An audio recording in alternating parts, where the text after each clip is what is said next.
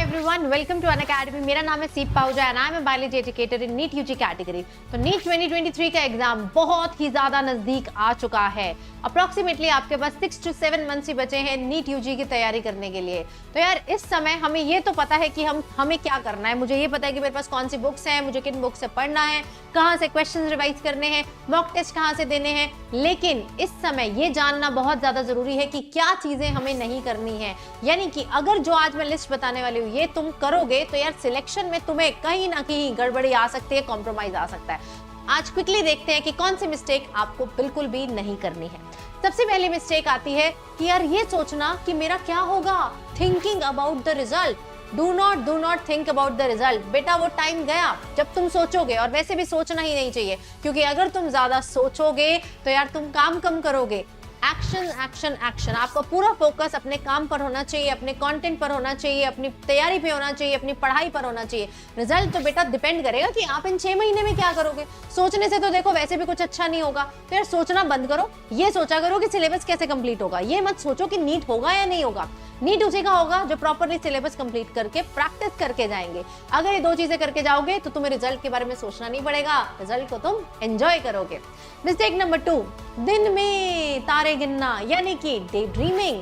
तुम लोग करते क्या हो, किताब खोल के बैठ जाते हो और किताब खोलने के बाद हम पढ़ रहे हैं। ब्रेन में शुरुआत की थी बेटा हमने पढ़ने की, 2 लाइनें हमने पढ़े भी, और उसके बाद बस ख्यालों में खोए हुए हैं।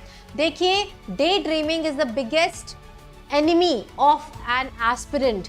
क्योंकि यार तुम ऐसी सोचों में, या तो तुम अच्छी सोच में चले जाओगे, अरे मेरा कॉलेज होगा ऐसा ऐसा ऐसा होगा, या फिर तुम बुरी सोच में चले जाओगे, अगर मेरा नहीं हुआ मेरे पेरेंट्स मुझे ये कहेंगे, मेरे दोस्त ये कहेंगे, मेरे रिश्तेदार ये कहेंगे।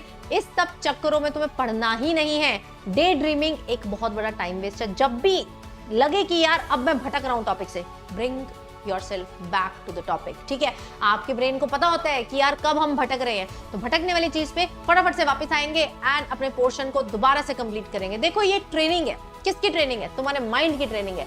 जितना अच्छे से तुम उससे काम लेना चाहते हो तुम ले सकते हो। Everything lies over here. अगर तुम्हें आदत है डे ड्रीमिंग की तो यार कॉन्शियसली उसके बारे में सोचो, और जब भी वैसे करते हुए पाए जाओ खुद से अपने आप को वापस लेकर आइए। नेक्स्ट थिंग बेटा, जो मिस्टेक आपको अवॉइड करनी है, दैट इज अवॉइडिंग रिविजन। सबसे बड़ी मिस्टेक तुम क्या कर रहे हो, तुम पढ़ते जा रहे हो, तुम्हारा सिलेबस होता जा रहा है, टिक लगते जा रहे हैं तुम्हारे, वो जो ट्रैकर बनवाया था तुम्हें उसमें ट्रिक लगते जा रहे हैं। लेकिन बेटा जो चीज तुमने 1 महीना पहले की थी, जो चीज इनफैक्ट 15 दिन पहले भी की थी, तुम भूल गए हो, तुम भूल चुके हो, उसको रिवाइज नहीं करोगे तो बेटा कोई फायदा नहीं है ऐसी पढ़ाई का। तो अपने पूरे हफ्ते में एक दिन ऐसा होना चाहिए जिस दिन तुम रिवाइज करोगे करोगे। It could be a Saturday, it could be a Sunday, it could be a Monday. Decide करो जिस दिन तुमने पूरा जो करा है उसको हम रिवाइज करेंगे। क्योंकि यार नीट का syllabus is about the width. Syllabus बहुत सारा है, ज्यादा डीप में नहीं जाना सिलेबस, लेकिन ज्यादा है। अब उसको याद रखने का सिर्फ एक ही ट्रिक है, दैट इज रिवीजन। रिवीजन कैसे होती है, रिवीजन क्या होता है मैम? बेटा जो पहले पढ़ा है ना, जो नोट्स बनाए हैं उन्हीं को दोबारा से रिकैप्चुलेट करना, उसी को रिपीट करना। Repetition is the other name of revision. तो रिवीजन करो, रिवीजन के बाद बेटा आपको वो चीज थोड़ी थोड़ी रिटेन होती है, फिर दोबारा उसका रिवीजन लगाइए। मान लीजिए एक रिवीजन हफ्ते बाद, दूसरा 20 दिन बाद, तीसरा 45 डेज के बाद। तो इस तरीके से बेटा आपको चीजें रिवाइज करते रहना है। और इसका सबसे अच्छा तरीका बताऊं, टेस्ट देना शुरू करो। जब तुम टेस्ट दोगे एक प्लानर मिलेगा तुमको, उस प्लानर के अकॉर्डिंग बेटा ऑटोमेटिकली तुम्हारी पुरानी चीजें रिवाइज होती जाएंगी, क्योंकि तुम टेस्ट की तैयारी कर रहे हो एंड साइमल्टेनियसली तुम उस चीज को रिवाइज भी कर रहे हो। नेक्स्ट मिस्टेक जो बच्चे रियलाइज नहीं करते हैं, दैट इज नोट मेकिंग। अब तुम सोचोगे मैम आप ही ने बोला था कि नोट्स बनाया करो, अब आप बोल रहे हो note making is a mistake. बेटा it is a mistake if you are doing it after class, if you are doing it right now in the left 6 months। ये जो बचे हुए 6 महीने, अगर इस 6 महीने में तुम क्लास के बाद अभी कोई भी नोट्स बना रहे हो, be it short notes, be it long notes, whatever you are making, you are wasting your time. आपको शॉर्ट नोट्स में बने बनाए प्रोवाइड करूंगी, आप उसकी टेंशन मत लीजिए। अगर आपके पास पुराने नहीं है तो देखिए, ये काम तब किया जाता है जब हमारे पास नीट की तैयारी के लिए 2 साल बचे हो। आपके पास 2 साल नहीं बचे, आपके पास 6 महीने बचे हैं। ठीक है जी, इस 6 महीने में आप अपना सिलेबस कंप्लीट करिए। नोट्स आपको क्लास के दौरान बनाने हैं, क्लास के बाद नहीं बनाने हैं। क्लास के बाद आपका सिर्फ एक टास्क होना चाहिए, that is to learn the portion जो आपने क्लास में किया है, that is to practise the portion जो आपने क्लास में किया है। बाद में जाकर नोट्स में टाइम वेस्ट नहीं करेंगे। ठीक है जी, और प्लीज अपने नोट्स बनाओ क्लास में, नहीं बनाए हैं तो आप जिस टीचर से पढ़ते हैं आप उसी के नोट्स ही देखिए ताकि आपको क्लैरिटी रहे, क्योंकि यार अब जब एक टीचर से पढ़ने की वो फ्रीक्वेंसी बन जाती है ना तो आपको उसकी लिखी हुई चीजें भी समझ आने लगती है। तो प्लीज क्लास के बाद नहीं बनाएंगे, सिर्फ क्लास के दौरान बनाएंगे। नेक्स्ट आता है बेटा, एक ही चीज को 10 टीचर से पढ़ना। आजकल ऑनलाइन वर्ल्ड है, यूट्यूब है, यूट्यूब पे अब कोई रोक तो है नहीं। अगर तुम एक चैप्टर मान लो सर्च कर रहे हो जेनेटिक्स, अब जेनेटिक्स तुम्हें 50 टीचर्स का मिल जाएगा, 50 कोचिंग इंस्टीट्यूट का मिल जाएगा। Coaching is not going to help you over here. You have to stick to only one platform, चाहे वो ऑनलाइन है चाहे वो ऑफलाइन है।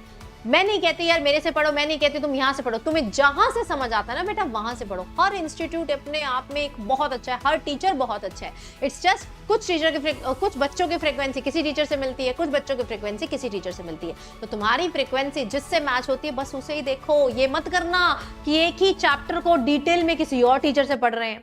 आज मैंने पढ़ा इस कमेंट को, डिटेल में किसी और टीचर से कर रहे हैं, एनसीईआरटी उसकी किसी और से रीड कर रहे हैं, पीवाईक्यूज उसको कोई और करा रहा है। ये चीज मत करिएगा, आप कंफ्यूज होंगे, आपको वो सेटिंग बिठाने में बहुत समय लगता है और 3 आदमियों से 4 लोगों से वो सेटिंग बैठ ही नहीं सकती है। एक के साथ रहो लेकिन स्टिक रहो, उसी के लेक्चर्स देखो, चाहे लाइव देखो चाहे आप रिकॉर्डेड देखिए। It will save lots of your time and you don't have time. यहाँ पर जो टाइम है ना वही सिलेक्शन, और which brings me to my next point, that is wasting your time in social media।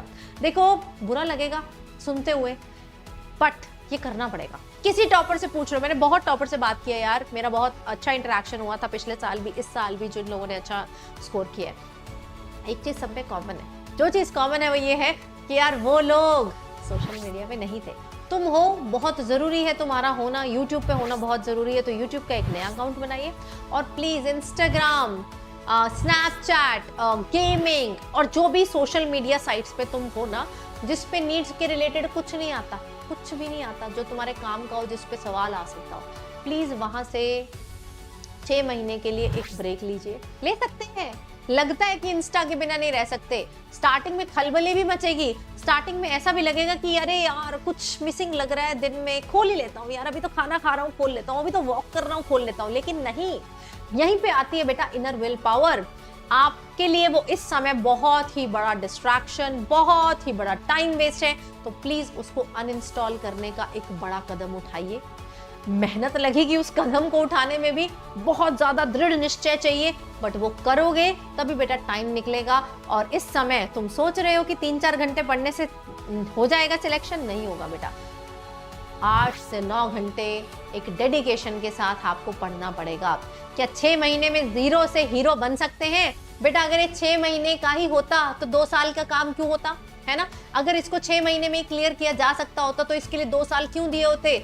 6 महीने में 0 से हीरो नहीं बन सकते, लेकिन हाँ 6 महीने में अगर तुम एक छोटे हीरो हो, साइड हीरो हो, 20% तुमको आता है, 30% आता है, तो तुम वो 70% गेन करके एक डिसेंट गवर्नमेंट कॉलेज जरूर ले सकते हो। तो please realise that you still have got time, you still have got time to improve yourself. But ये वो टाइम है जिसमें तुम अनडिवाइडेड अटेंशन तुम्हें देनी पड़ेगी अपने सारे स्टडीज को, ठीक है? थ्योरी की बात होगी, प्रैक्टिस। तुम्हें लग रहा है कि यार मॉक टेस्ट बिना दे निकल जाओगे, डर लगता है, डिमोटिवेट फील होता है। आई नो जब हमारा सिलेबस कंप्लीट नहीं होता ना तो मॉक टेस्ट देने में डर लगता है क्योंकि अच्छा स्कोर नहीं करेंगे। बट फिर भी चाहे आपका सिलेबस अभी 80% हुआ है, 75% हुआ है, I will still suggest appear for mock test. क्यों? क्योंकि यार जो 25% नहीं हुआ है चलो उसमें जज मत करो अपने आप को, लेकिन जो 75% हो चुका है बेटा उसका तुम्हें कैसे पता चलेगा whether you can retain that topic or not, whether you can apply that knowledge or not। या फिर तुम्हें एग्जाम में स्पीड ही नहीं मेंटेन कर पा रहे हो, या फिर तुम्हें एग्जाम में बिल्कुल ही अंधेरा छा जा रहा है, डर लग जा रहा है, प्रेशर हो जा रहा है, एंग्जाइटी हो जा रही है, स्ट्रेस हो जा रहा है, कुछ भी हो सकता है यार।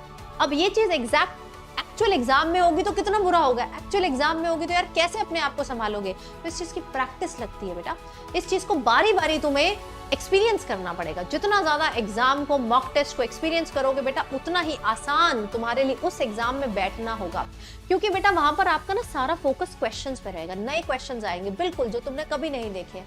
तो तुम उस समय ये अपनी छोटी छोटी चीजों पे नहीं फोकस कर सकते हो कि अब मुझे एंग्जाइटी हो रही है, अब मुझे ये हो रहा है। ये सारी चीजें पहले एक्सपीरियंस कर लो, तो उसके लिए मॉक टेस्ट दीजिए, भागिए मत उससे।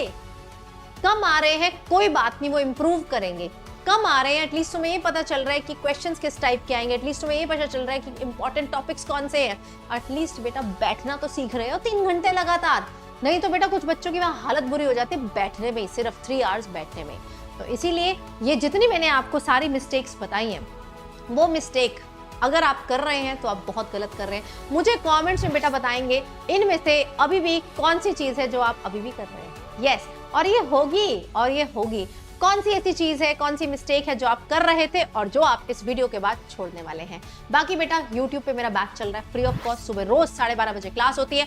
हम लोग इसमें प्लांट फिजियोलॉजी कर रहे हैं, डेली अमेजिंग लेक्चर्स मिल रहे हैं। तो मेरे लिंक ट्री से जाके देखो, सारे PDF, सारे अच्छे बेस्ट लेक्चर्स वहां पर है। मैं लाइव आती हूँ, उसके अलावा बेटा तुम मेरा सारा recorded content, best content free of cost link tree से देख सकते हो। और मेरे नए बैच लक्ष्य बैच में एनरोल कर सकते हो, जो कि प्लस पर है। 6 मंथ्स प्लस 1 मंथ का एक अमेजिंग ऑफर भी चल रहा है। 6 मंथ्स के प्राइस पे तुम्हें 1 मंथ का फ्री ऑफ कॉस्ट मिलेगा, कोड लगा देना, ठीक है। चलिए मिलते हैं अगली वीडियो में, लेकिन कमेंट में अपनी मिस्टेक जरूर बता के जाइए। Thank you so much.